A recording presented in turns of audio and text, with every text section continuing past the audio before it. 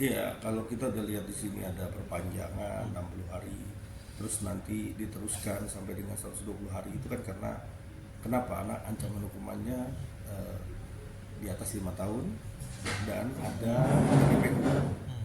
Kenapa harus 120 hari?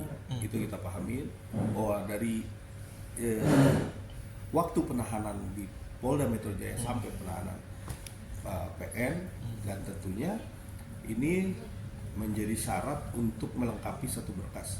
Karena yang namanya pasal TPPU itu jelas harus predikat remnya selesai dulu.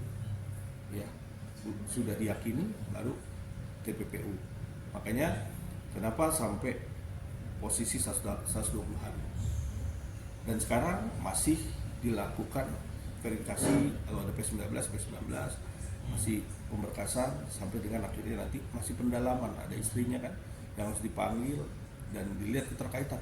Kalaupun ada lagi selain istrinya atau apa yang berkaitan tentang proses pidananya DRL, tentunya ini harus dipanggil, dibuka, dilihat, dan kita ngecek. Kan ngeceknya tuh gak ngecek akun, uang, dan perpindahan uang dan lain-lain. Tentunya ini yang menjadi PR bagi penyidik untuk bisa membuka semua peristiwa hukum. Karena kita tahu bahwa pihak kepolisian, saya yakin sekarang lebih cermat, lebih baik untuk bisa menindaklanjuti, membuka, bahkan juga menentukan. Karena uang nih yang hasil daripada penjualan itu larinya kemana? Terus dari penjualan ini hasilnya itu kemana? Buat apa? Kalau itu dugaan kuat bahwa ada dilakukan, ada membeli sesuatu hal, terus ada yang diputar lagi, dibisniskan lagi, tentu itu menjadi bagian penting pihak penyidik bisa menentukan sikap. Bang, bicara penjualan hasil uangnya juga, Doktif juga ibaratnya kecewa lah dengan tim kuasa hukum Dr. Rizatli bilang selama ini produknya aman-aman saja. Terus kalau kata dia, ya kalau misalnya aman saja, masa harus nunggu orang mati dulu, meninggal dulu baru ngelaporin? Abang gimana menanggapinya nih? Ya, saya kan pernah eh, menjadi kuasa hukum salah seorang dokter yang katanya dokter juga, dokter gadungan kan. Dan tentu kita menjadi satu contoh lah, bahwa yang namanya obat-obatan itu yang dinyatakan bahwa dia overclaim, yang dia melanggar terhadap undang-undang kesehatan, tentunya ini harus benar-benar ditegakkan. Elemen mana yang harus ditentukan, mulai dari BPOM, terus bagaimana menentukan bahwa ini overclaim, dan siapakah yang bertanggung jawab tentang banyaknya orang yang melakukan satu perjualbelian skincare, terus akhirnya juga dari barang-barang yang dipakai atau digunakan oleh konsumen itu banyak yang banyak yang menjadi korban. Nah, siapa korbannya? Nah, ini yang harus dibuka. Dan kalau memang benar ini ada overclaim, kenapa bisa lolos di BPOM? Ini menjadi syarat-syarat penting elemen-elemen ini. Dan siapakah yang akan bertanggung jawab?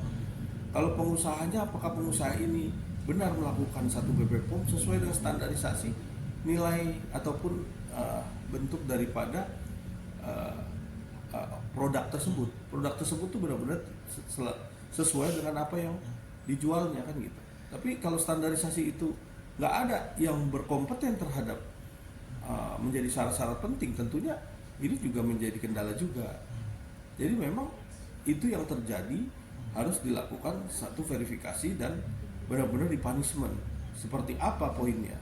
Ya nanti bisa kita lihat nanti perjalanannya bagaimana. Kita melihat bahwa DRL sekarang ini ditahan, tapi belum tentu dia menjadi narapidana. Kita pahami bahwa seorang yang ditahan itu belum mempunyai kepastian hukum bahwa dia bersalah 100% salah. Tapi masih ada upaya-upaya lain. Biarkan ini bergulir. Kalau memang itu menjadi satu sanksi yang terberat, baik itu juga sanksi hukum, bahkan juga sosial, tentunya ini harus dibuktikan. Karena masyarakat lagi menunggu-nunggu nih. Sebenarnya yang dijual itu betul nggak sih overclaim?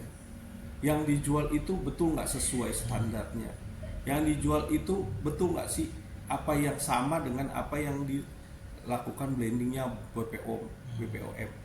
Itu yang harus kita telusuri. Seperti apa nanti kita lihat aja. Karena yang namanya proses kan masih berjalan, bergulir. Tentunya kita masih menganut perception of innocent, praduga tak bersalah.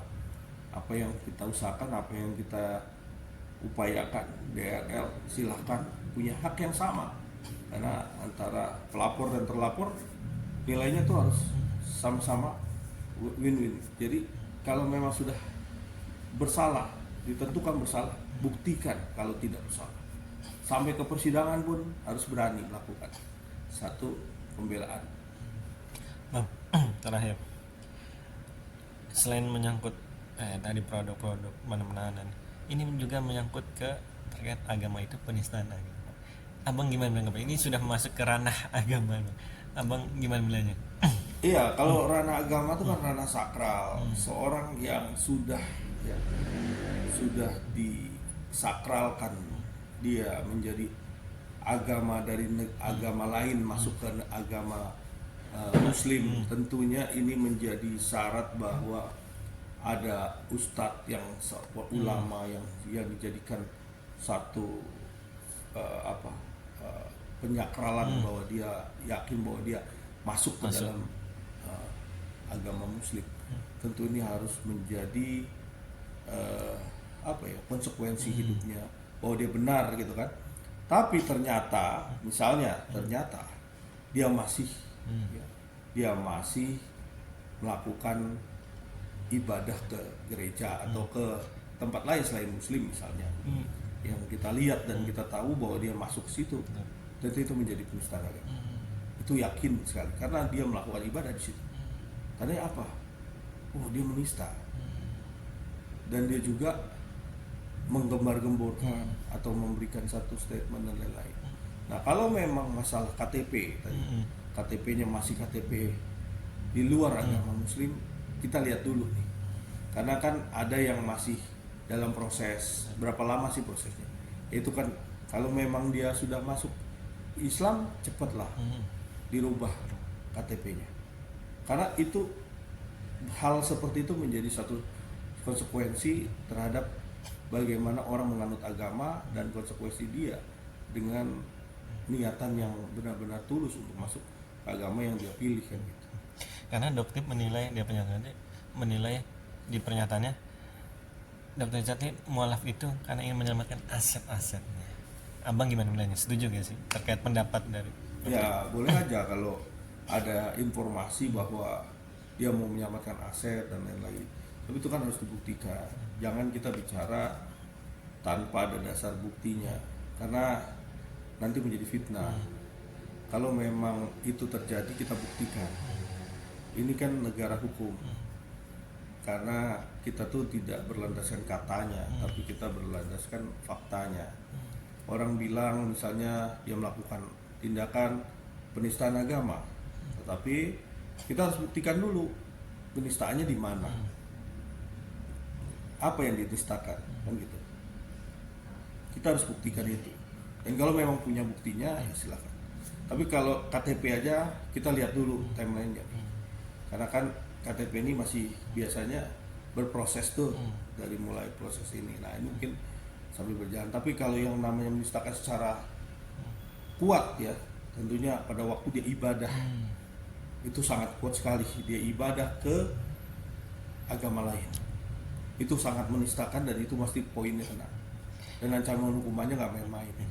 Karena di postingan asisten pribadinya, dia pernah posting ya Dokter Jati ke tempat ibadah tersebut, dan nggak lama kemudian dihapus. Itulah yang membuat Dokter berang kecewa. Iya, jejak digital itu nggak akan hilang. Nanti kita lihat kalau memang ini menjadi satu petunjuk yang perlu kita jadikan satu alat bukti. Tentunya kalau dalam undang-undang baru kan, alat bukti petunjuk, bahkan rekaman, bahkan apapun itu menjadi alat bukti syarat penting untuk bisa dikenakan sanksi pidana. Bisa kena Pasal 300 sampai 305 di undang-undang baru. Itu ancaman hukumannya sampai dengan 3 sampai dengan 5 tahun penjara. Dan penistaan agama ini jelas melalui media sosial, melalui apa dia melakukan satu tindakan-tindakan pelecehan agama dan lain-lain, itu kan jelas di situ terlihat di situ. Jadi kalau itu memang terbukti, saya rasa ancaman hukuman ini bisa menanti DRL nanti setelah proses hukum yang sekarang dijalani gitu. Kalau sudah selesai, tentu ini akan menanti kalau itu mempunyai kekuatan syarat untuk dilaporkan. Oke, siap.